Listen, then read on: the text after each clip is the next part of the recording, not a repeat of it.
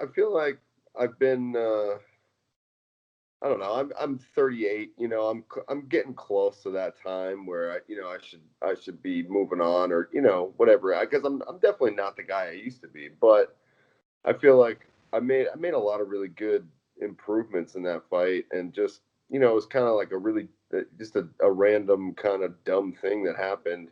Just got caught. So it's hard. It's hard to wrap your head around it and think, you know, am I am I really getting better, or is my age catching up with me? Like what's the answer here? And I'm just I'm just trying to like weigh out all my options and see where it fits, because I've that's my third fight I've lost in the past year and a half. So it's been a shitty road.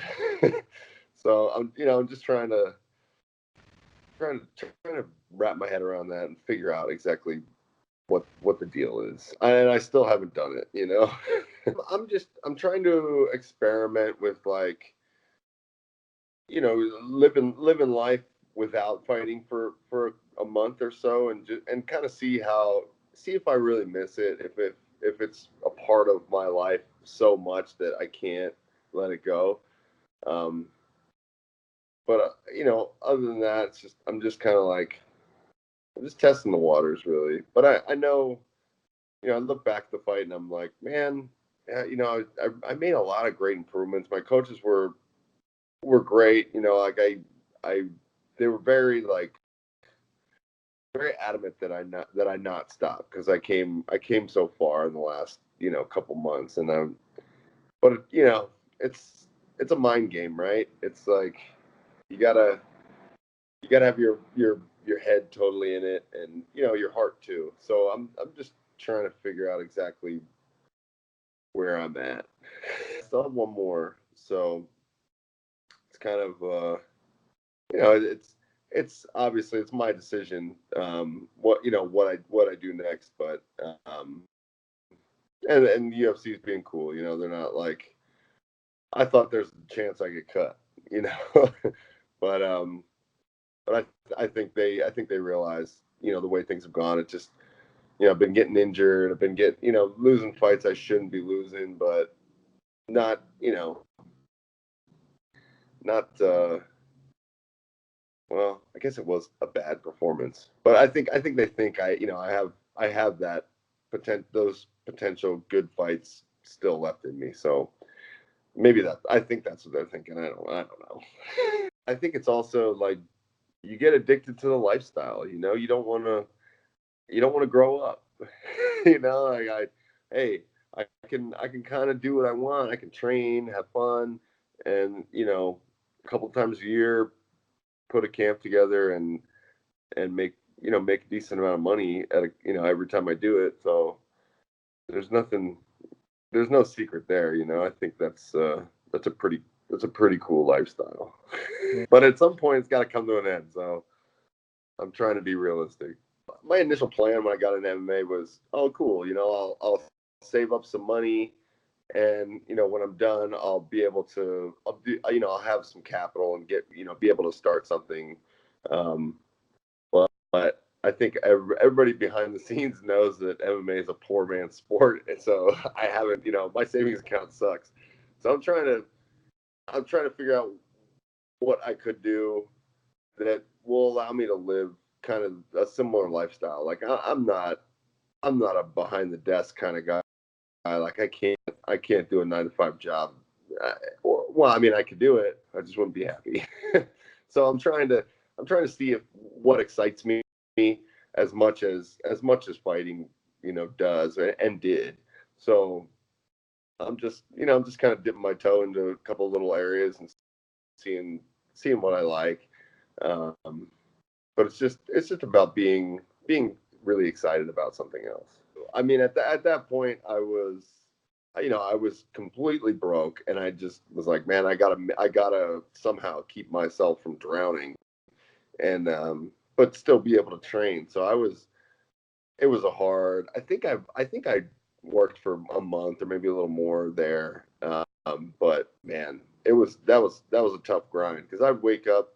My shift started at 3:30 in the morning, and I'd work until 9:30, go to practice at 10, and then I'd be just jacked up.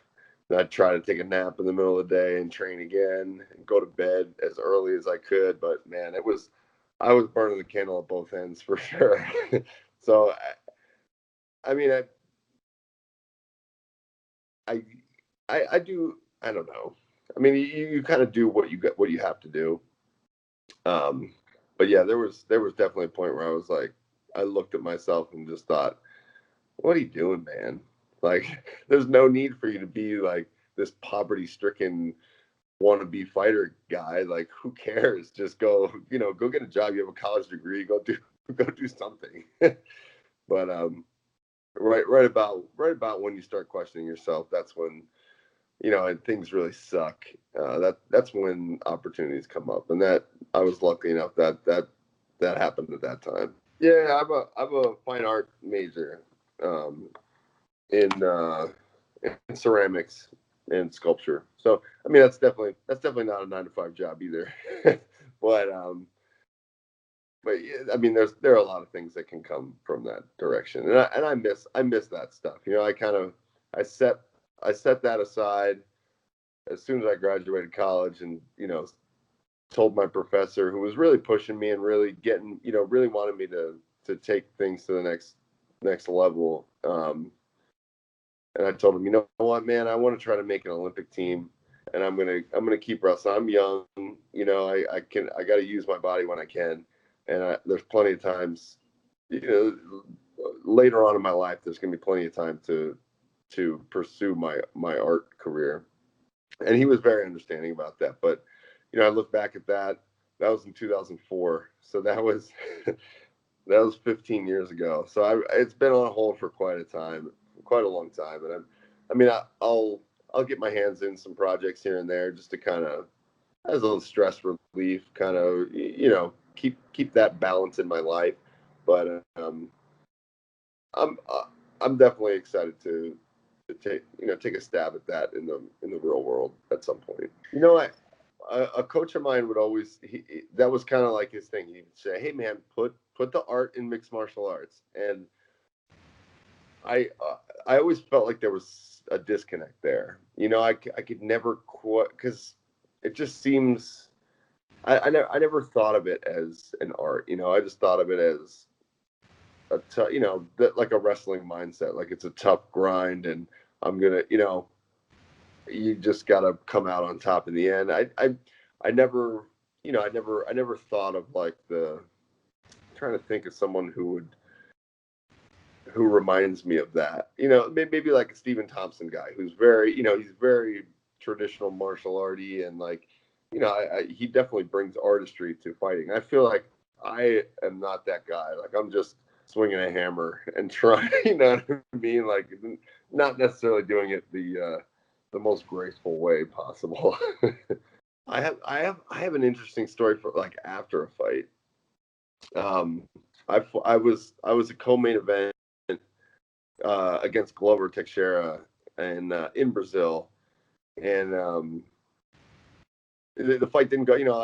I won the first round. Really felt really great, and then he landed a punch that came from a weird angle, and it busted my orbital, and I knew immediately like something was wrong. And sorry, there's an ambulance driving by right now, kind of fitting. But I knew something was really wrong, and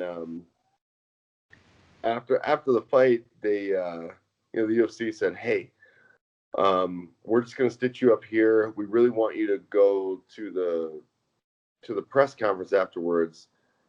And I was kind of like, "Well, I think I'm pretty up, man. Like, there's something wrong with my face. And they're like, "Well, um, it's getting really late, and maybe I think, they just kind of talked me into going to the press conference and not going to the hospital."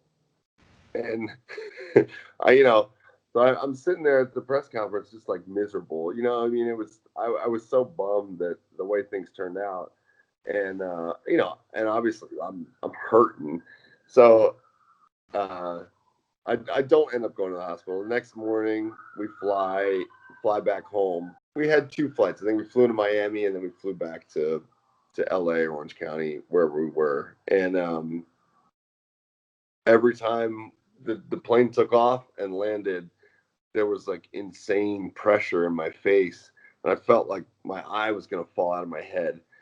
And at that point, I was like, "Whoa, something's really wrong with me. Like, I better call up these guys and get to the hospital." And it was funny. They were like, "Well, didn't the doctor?" I reached out to him afterwards, and I was like, well, didn't the doctor check you out afterwards? Like, I thought he cleared you and gave you a couple days suspension or whatever. And I was like, "Yeah, but like, I think my face is broken. There's something wrong with it." And they're like, "Well," they kind of gave me like a hard time, like I was being wimpy. They're like, "Well, all right, man. Like, if you really want to go see a doctor, like, you can go do that. Go get a CT scan, and we'll send it to our doctor, and he'll read it."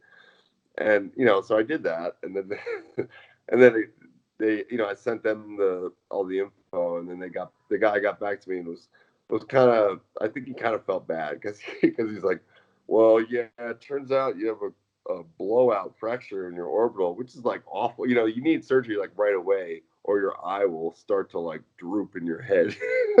So I was like, "God, like, I hope you feel bad about that, dude. Like, what? Why you give me shit for that? Come on, man. I'm jacked up." But that's just, and I think the very next week, Ronda Rousey got kicked in the head by Holly Holm, and her lip got all jacked up, and they made this big deal about her.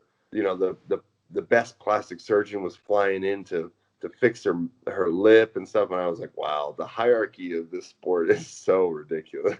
It's like, damn, I'm like nothing. I'm nothing. These guys, I'm just a piece of meat to them. I don't know. I hope that you haven't seen the last of me, because I think I really want to. Maybe it's a selfish way to think, but I really want to get a win. After this, like, going through life for the past, I don't know, year and a half, 2 years of not having a win, man, it sucks. So I'm really, I mean, I do think it's a selfish part of me, but I just, I wanna I wanna get that feeling again, and just kind of, I don't know, stick with me, guys. I can do it.